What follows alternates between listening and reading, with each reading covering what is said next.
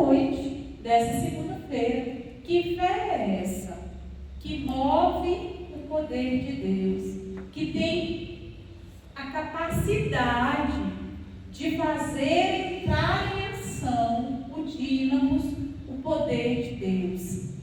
Que chave é essa que faz abrir o manancial da graça e ser derramado sobre nós o auxílio do alto? É sobre isso que o Senhor quer falar conosco na noite de hoje. Eu tenho certeza que você tem fé, senão você não estava aqui, né? A fé, ela é um dom gratuito de Deus, tá? E dom é presente, não é por mérito, não é por merecimento, não é por potencialidade, não é, irmãos, é gratuito, é presente, não custa nada e não quer nada em troca. O Senhor simplesmente nos deu essa graça de crer. E de forma bem sucinta, eu quero falar aqui para vocês que existe uma fé que foi infundida no nosso coração por meio do sacramento do batismo, que é a fé teologal. Quando você foi batizado, você recebeu lá dentro do seu íntimo, da sua alma, a graça, o dom da fé. E aí, essa fé faz você acreditar nas verdades reveladas a respeito de quem Deus é. Como nós professamos na nossa profissão de fé, na missa, né? Quando a gente reza o credo, aquilo é fé teologal. Eu creio que existe um Deus que é Pai, que me criou, que mandou o seu Filho único para morrer na cruz e me salvar, que derrama sobre nós o seu Espírito, que há uma promessa de vida eterna para mim e para aqueles que creem nesse Deus. Isso é uma fé teologal. Eu creio nas verdades que foram reveladas pela Escritura e estruturadas ao longo desses 2000 anos pela Santa Igreja. Isso é fé teologal. É a fé que nós recebemos no batismo. E existe um outro tipo de fé que complementa essa fé teologal, que é a fé carismática. Um dom extraordinário do Espírito Santo. É uma fé expectante. É uma fé, irmãos, que não conhece limites. É uma fé, irmãos, que resulta da experiência do batismo no Espírito Santo. E que é muito interessante isso, porque no sacramento do batismo, os dons eles são infundidos em nós. Aqui sou eu, Deus vai lá, pega o dom e coloca dentro de mim. E quando eu tenho a experiência da efusão no Espírito Santo, do batismo no Espírito Santo, vem de dentro para fora. Então, o dom carismático da fé é um dom do Espírito Santo, também dado, também graça, também presente, como qualquer dom, como qualquer carisma, é concedido por Deus gratuitamente, mas ela vem de dentro para fora e não conhece limites, não conhece barreiras. Toda fé e todo dom é graça, irmãos. Todo carisma é graça concedida pelo Senhor. E a fé é um dom que precisa ser alimentado, fortalecido por nós através das nossas práticas espirituais, vividas assim de maneira piedosa. Vocês conseguiram identificar que passagem bíblica é essa que está aí na lembrança que vocês receberam? Que acontecimento é esse? Que história é essa? Quem foi essa pessoa que fez esse gesto? Vocês sabem? A mulher no fluxo de sangue. Exatamente. É isso mesmo, né, irmão? Muito bem. E esse fato está narrado lá no Evangelho de São Marcos, no capítulo 5, eu vou pedir para vocês pegarem a Bíblia de vocês e abrirem no Evangelho de São Marcos, capítulo 5, nós vamos ler a partir do versículo 21. Jesus estava no auge da sua pregação, Jesus estava atraindo multidões com aquilo que ele pregava. com a sua mensagem e também com os sinais e prodígios que acompanhavam a pregação de Cristo, que acompanhavam o seu ministério, né? E lá no capítulo 5 do Evangelho de São Marcos, no capítulo 5, versículo 21, diz assim: tendo Jesus navegado outra vez para a margem oposta, de novo afluiu a ele uma grande multidão. Ele se achava à beira do mar, quando um dos chefes da sinagoga, chamado Jairo, se apresentou e, à sua vista, lançou-se-lhe aos pés, rogando-lhe com insistência: minha filhinha, está nas últimas. Vem, impõe-lhe as mãos para que se salve e viva. Jesus foi com ele, e grande multidão o seguia, comprimindo-o. Irmãos, eu quero destacar aqui a figura de Jairo. E o que fez Jesus se deslocar de onde ele estava até a casa de Jairo foi um pedido com insistência. Não está escrito desse jeito? Aí na palavra? Está escrito assim, ó, rogando-lhe com insistência. Jairo atravessou toda aquela multidão para ter acesso a Cristo. E quando chegou diante de Jesus, ele rogou com insistência. Existia uma multidão ali, como a palavra está dizendo. Será que era só Jairo que precisava do milagre? Será que era só Jairo que tinha uma emergência? Será que só Jairo tinha uma situação difícil para ser resolvida? Mas por que ao invés de atender a multidão, Jesus se desloca para atender o pedido de Jairo? O que fez Jesus se locomover, se movimentar, mesmo comprimido e espremido pela multidão, para ir até a casa de Jairo? Ok, irmão? A fé daquele homem. Diz que Jairo pediu com insistência.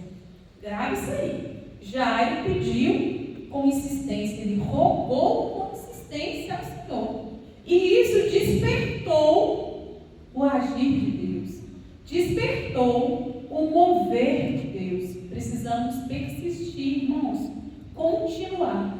Manter constância. Nós temos a tendência de querer uma solução rápida, uma resposta imediata.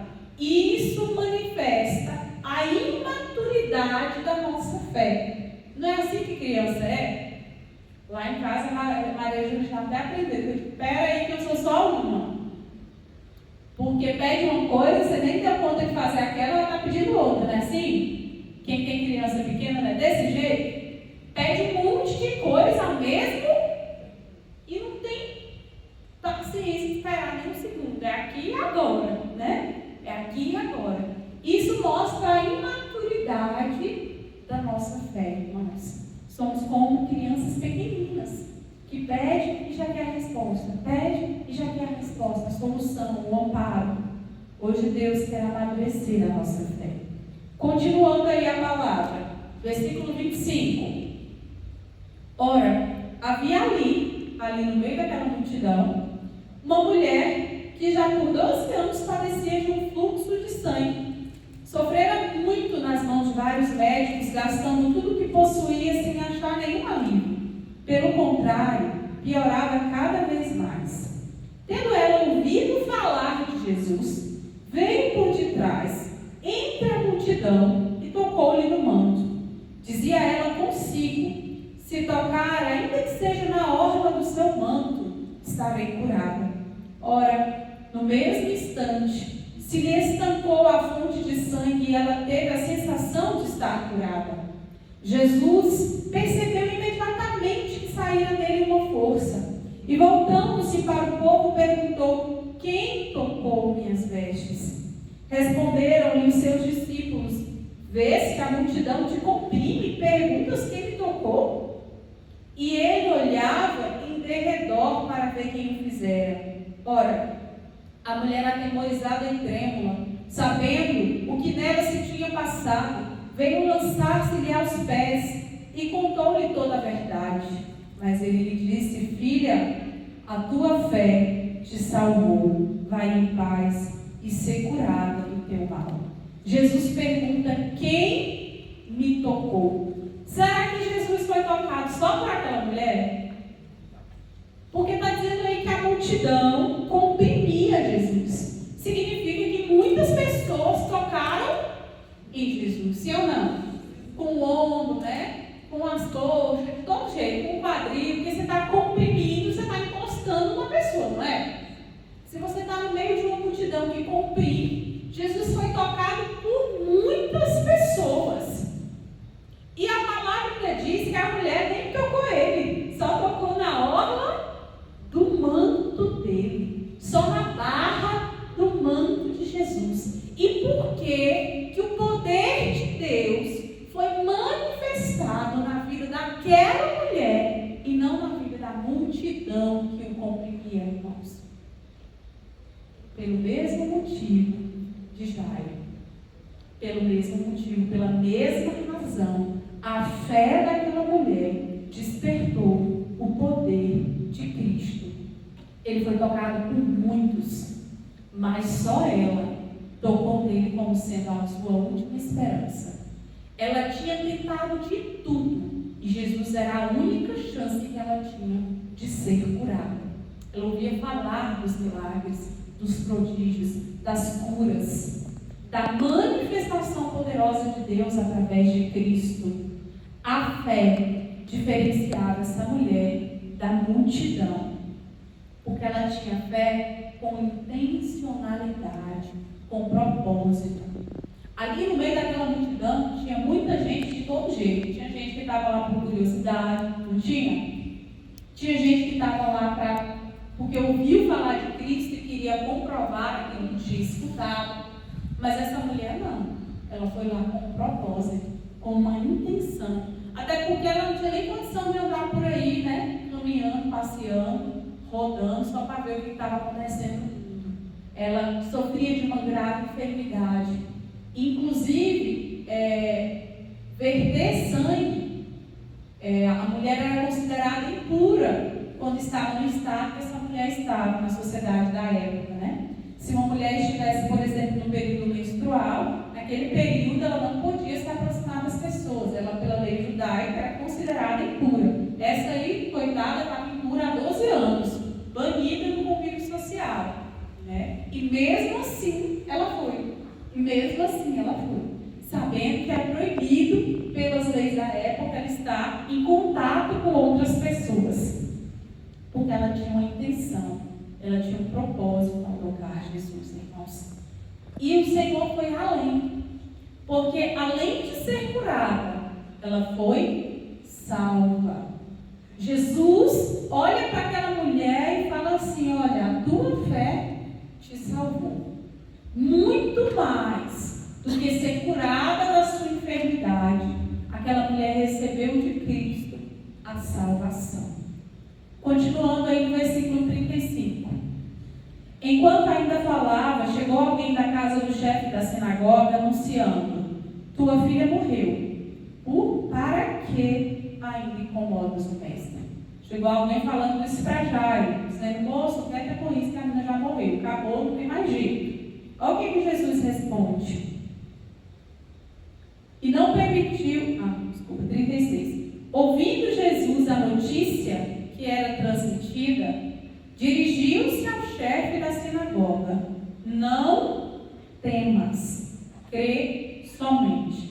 Eu quero que você olhe para a pessoa que está desse lado e fale do seu lado e fale assim para ela: meu irmão, minha irmã, não temas, crê somente. Irmãos, vocês imaginam essa cena? Quem é que é pai? Quem aqui que é pai? Quem aqui que é mãe? Você imagina essa cena? Chegar uma pessoa e dizer assim: olha, Washington, não adianta mais não, Isabela já morreu, acabou. Estou aqui para te dar um recado. Viu, Diva? Não adianta mais você rezar. Acabou. As chances se esgotaram. E aí Jesus olha para você e diz assim: não temas, crê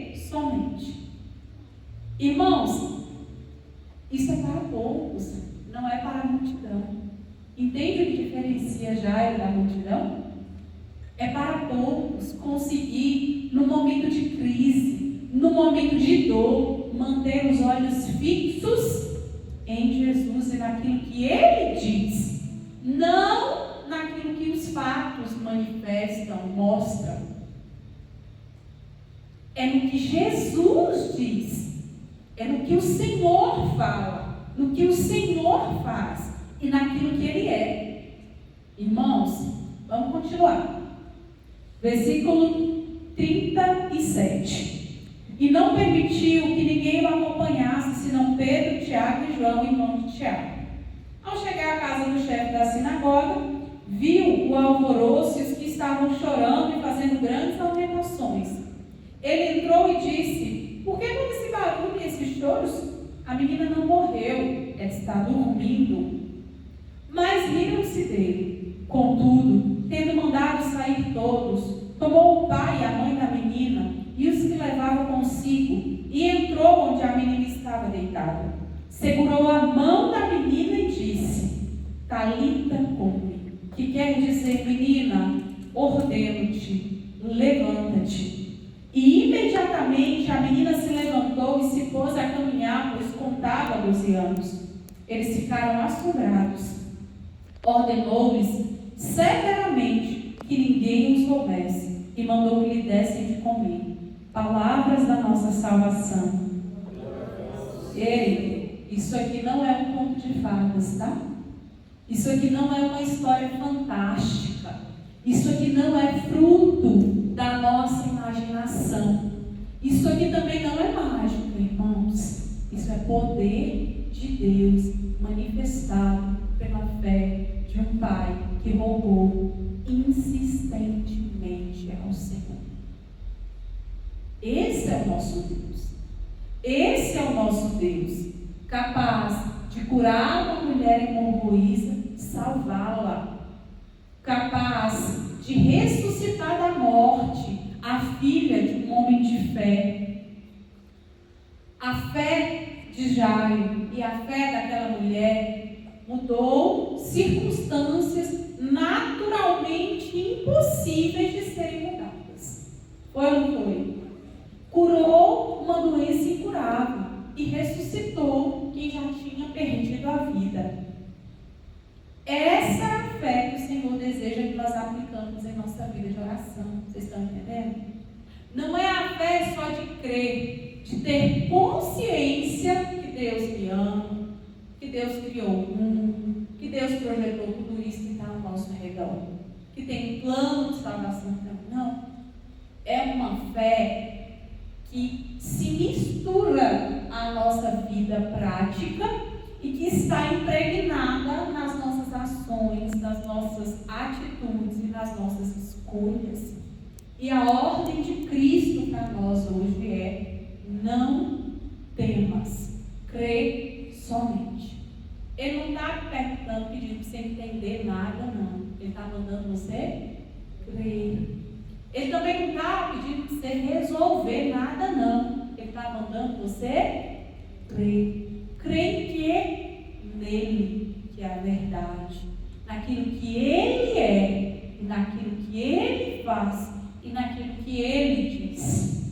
Isso aqui, irmãos, não é sobre nós, nem sobre nossos méritos, nem sobre nossas capacidades. É sobre quem Deus é. Às vezes, nós achamos que é o tamanho da nossa fé que vai dimensionar o agir de Deus. Não é. Não é. Não é mesmo. Porque Deus não conhece limites. O poder de Deus não tem limites. Não é o tamanho da fé que você tem que vai dizer o que Deus é capaz de fazer. Ele está pedindo que você crê. Só isso. Só isso. Crer. E até para crer nele, nós precisamos dele. Precisamos da ação e da manifestação do Espírito Santo. Nós precisamos manter hoje os nossos olhos e os nossos ouvidos atentos ao que Jesus está dizendo, centrados no Cristo, na verdade, não no que os outros dizem, não no que nós ouvimos dizer, nem no que nós somos capazes de fazer. A mulher teve uma estratégia e Jairo teve outra, mas o princípio, o que moveu aquele homem e aquela mulher até aquela atitude foi a mesma coisa, irmãos. Foi a fé. Foi a fé. Deus, Ele quer reacender a chama da fé no nosso coração. E além disso, Ele quer nos instruir de como nós devemos aplicar o dom da fé na nossa vida prática de oração, irmãos. O carisma da fé, ele é intimamente ligado ao dom de curas e de milagres. Se a gente for estudar os dons carismáticos, os dons extraordinários do Espírito Santo, nós vamos agrupar os dons em algumas classificações. E uma delas é dons de poder. E dentro dos dons de poder estão o dom de fé, o dom da fé, o dom da cura e o dom de milagres. É impossível a manifestação do dom de milagres e do dom de cura sem o dom da fé. Ele precede os outros dons que nós chamamos de dons ou de carismas de poder. Por isso é tão importante, porque Deus age mediante a nossa fé, não mediante o tamanho dela, entende? Mas nós precisamos ter. Nós precisamos ter. E é isso que nós vamos orar, é isso que nós vamos fazer agora, tá bom?